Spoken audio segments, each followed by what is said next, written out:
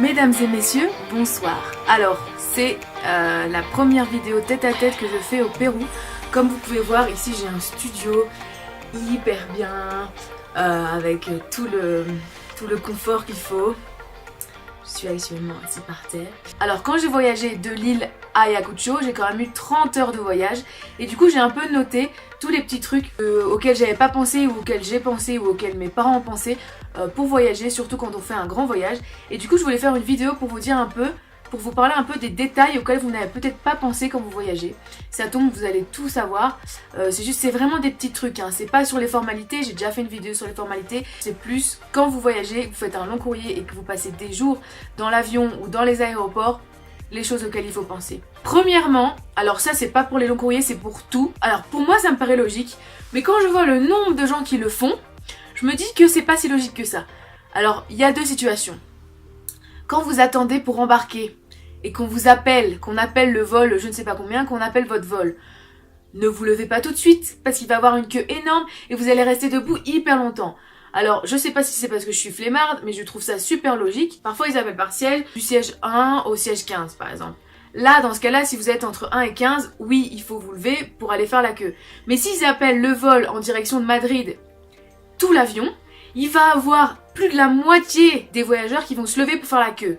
Et souvent, entre le moment où ils appellent et le moment où ils commencent à faire entrer les gens, il y a du temps. Du coup, ne vous levez pas tout de suite. Prenez un siège en face de la porte d'embarquement et attendez à partir du moment où la file est moins grande. Allez-y. C'est un peu un conseil de flemmard, mais c'est vrai. La deuxième situation, c'est quand, à la fin du vol, quand ils disent que vous pouvez vous lever à partir du moment où le voyant ceinture s'éteint. Ok, enlevez votre ceinture. Mais tout le monde dans l'avion doit sortir. Alors ne vous levez pas au moment où on vous dit que vous pouvez vous lever, parce que vous allez attendre super longtemps. Tout le monde connaît cette situation quand t'es debout comme ça dans la file, attendre que tout le monde sorte. Et en plus, si t'es au milieu de l'avion, c'est encore pire. Alors si t'es au fond de l'avion ou au début de l'avion, oui, lève-toi tout de suite parce que t'es la première personne à devoir sortir. Mais si t'es au milieu de l'avion, reste assis. Franchement, ça sert à quoi de rester debout avec son sac à attendre de sortir ou à attendre de rentrer dans l'avion? À rien. Deuxième conseil, c'est aussi pour les voyages courts, pensez à prendre une bouteille d'eau vide. Prenez une bouteille d'eau vide. Si vous avez une gourde, ça marche aussi, c'est même mieux, surtout si elle filtre, parce qu'il y a des endroits où l'eau est pas potable. Pour ceux qui n'ont pas de gourde, le mieux c'est prendre une bouteille d'eau vide. Parce que oui, à la douane, vous ne pouvez pas passer avec un liquide, vous ne pouvez pas passer avec une bouteille d'eau remplie. Mais dès que vous avez passé la douane, il y a des toilettes et vous pouvez remplir votre bouteille d'eau avec l'eau des toilettes. Pas l'eau des toilettes, hein, l'eau du robinet. Et vérifiez quand même que l'eau est potable, parce que ce serait quand même con d'être malade à cause de l'eau non potable avant d'arriver. Un autre truc à prendre, c'est le PQ. Alors ça, je l'ai pas vécu en avion, mais je l'ai vécu quand je suis allée à Andahuaylas pour le Pukiay 2018. Si vous ne l'avez pas vu, je vous mets le lien ici et en description, si vous n'avez pas vu le vlog. J'ai fait mon sac, j'ai tout pris. Et on arrive, comme vous avez pu voir, si vous avez vu le vlog, on arrive dans cette salle, dans cette grande salle, avec des matelas pour tous dormir à 80. Et en fait, il y avait un toilette pour tout le monde, et il n'y avait pas de PQ. Cet endroit-là, il ne fournissait pas le PQ. Alors quand vous faites pipi, c'est pas agréable, mais c'est pas très grave si vous n'avez pas de PQ. Mais quand vous restez 4 jours, il y a un moment où vous avez besoin de faire la grosse commission. Et oui, et comme je connaissais pas grand monde au début, je n'osais pas trop demander le PQ à tout le monde. Du coup, petite histoire, ce que je faisais, c'est que j'attendais de passer par des toilettes publiques pour faire la grosse commission. Parce que à l'entrée, ils vendent du papier toilette. Du coup, n'oubliez pas votre PQ. Alors, je sais ce que vous vous dites. Le PQ, ça prend de la place. Et oui, il se trouve qu'il y a une technique pour que ça paraisse moins gros. Alors là, c'est vrai que c'est énorme. Et ça prend énormément de place dans le sac. Mais vous pouvez enlever le carton qui est au milieu. C'est pas compliqué, hein, il y a juste à prendre le carton, le plier et l'enlever. Vous enlevez ça et du coup c'est quand même, vous pouvez le plier. Et du coup ça peut prendre beaucoup moins de place que quand il y a le rouleau au milieu. Hé hé. Troisième truc à prendre avec soi, le coussin. J'imagine que ça vous paraît super logique de prendre un coussin. Le fameux coussin pour dormir dans l'avion. J'imagine que tout le monde souvent pense à prendre ce coussin. Mais moi je voulais plus parler de prendre le bon coussin. Parce que ça sert dans l'avion, ça sert même parfois si vous vous logez quelque part et qu'il n'y a pas de coussin et que vous pouvez pas dormir sans coussin. C'est toujours mieux d'avoir son coussin. Ça peut servir partout. Et justement, moi ce que je voulais vous dire, c'est pas prendre un coussin parce que ça vous le savez, c'est prendre un coussin confortable. Par exemple, Caroline, je suis désolée. Mais Caroline, vous avez dû le voir, m'a offert un coussin d'avion gonflable. Coussin comme ça, de cette forme-là, qui se gonfle. Alors c'est hyper pratique parce qu'au moins, il prend pas de place. Mais chez moi, on avait un deuxième coussin. Ma mère avait ramené de la marque Airport Auchan, si je me trompe pas, un coussin d'avion comme ceci. Avec du... comment ça s'appelle? Avec du polystyrène, je pense que c'est du polystyrène à l'intérieur. Qui est clairement beaucoup plus confortable qu'un coussin gonflable. Et celui-là est hyper magique. Je suis hyper fan de ce coussin. Il y a une fermeture, vous ouvrez.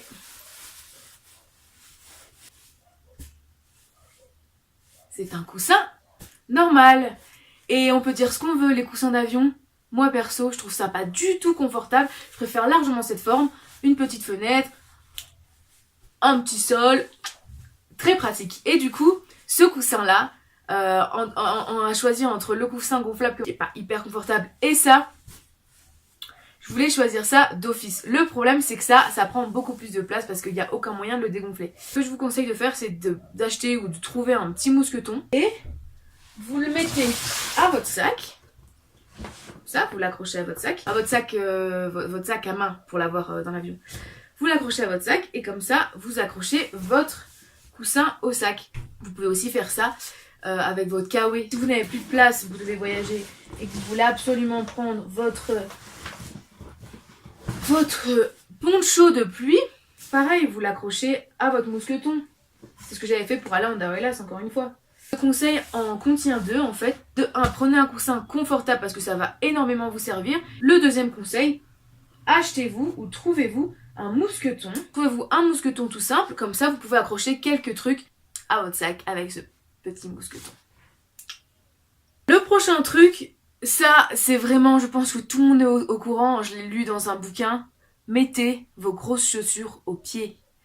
Et oui, parce que les chaussures c'est ce qui prend le plus de place dans le sac. Mettez vos grosses chaussures aux pieds. Moi par exemple c'est mes grosses chaussures de marche. Alors oui, c'est pas énormément confortable quand tu passes 11 heures dans un avion.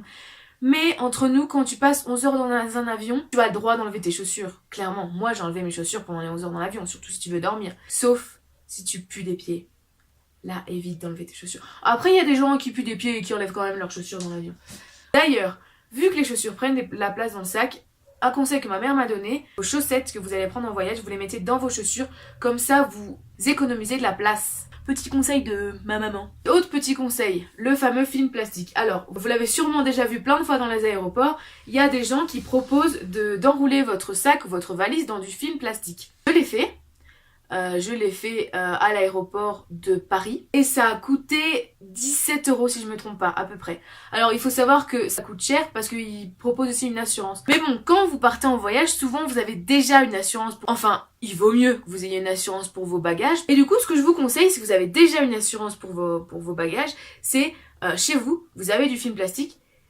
Ce sera moins beau, moins joli, mais faites chez vous avec votre film plastique, vous enroulez votre sac dans du film plastique. Il faut beaucoup de film plastique, mais ça coûtera toujours moins cher que 16 € à l'aéroport. Deuxième chose, le film plastique c'est bien beau, mais pensez à faire des trous pour la languette. Et si vous avez une valise à roulettes pour les roues, pour pouvoir la rouler. Et si vous avez un sac à dos, ce qui est mieux, si c'est possible, c'est de faire un trou pour au moins une sangle de dos. Parce que moi, mon film plastique, il enroulait tout. Quand vous avez un sac qui pèse 15 kilos, qui est énorme, et que vous devez vous trimballer avec pendant 10 heures dans l'aéroport de Lima, et que le seul truc avec lequel vous pouvez porter c'est ça,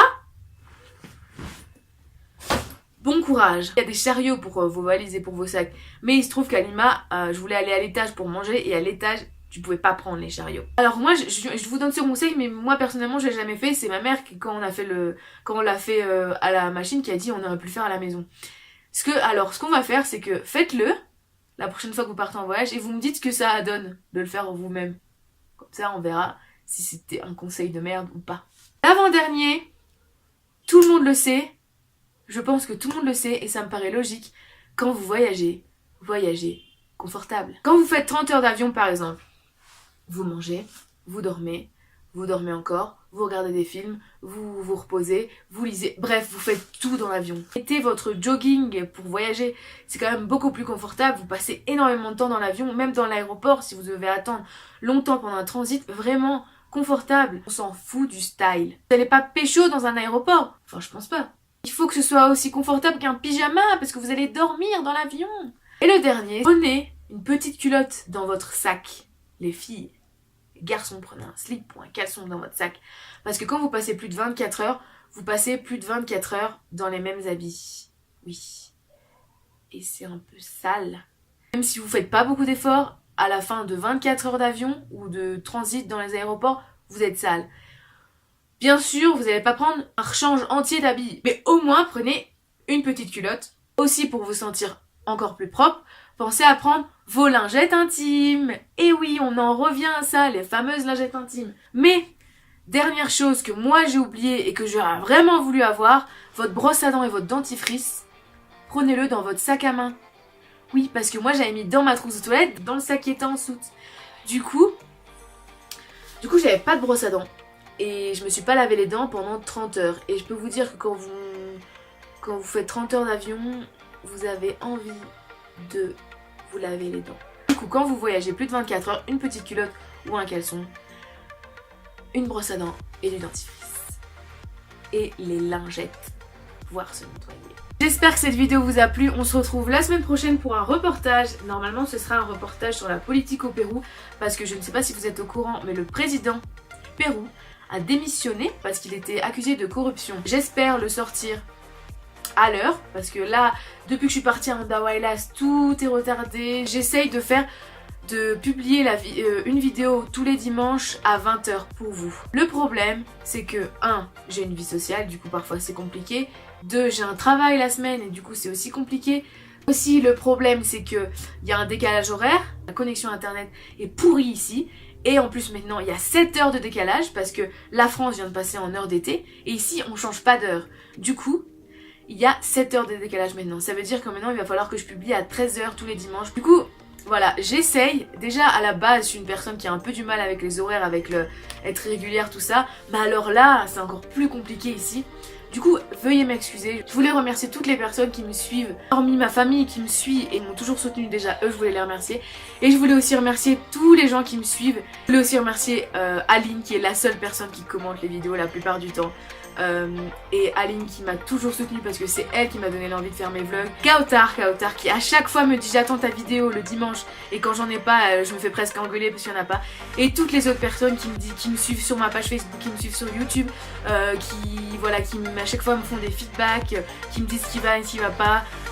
Voilà, il y en a plein. Pas énormément d'abonnés, pas énormément de vues, mais je suis hyper contente de faire ça parce que je vois que ça plaît à tout le monde, que c'est pas juste à moi que ça plaît de faire cette vidéo. Voilà, je voulais vraiment remercier toutes les personnes qui me suivent. J'en ai cité que 2, mais il y en a plein d'autres. J'espère que cette vidéo vous a plu. Mettez un pouce bleu si ça vous a plu, mettez un pouce en bas si ça ne vous a pas plu. Commentez si vous avez des questions. Et je vous dis à la semaine prochaine pour un reportage. Salut!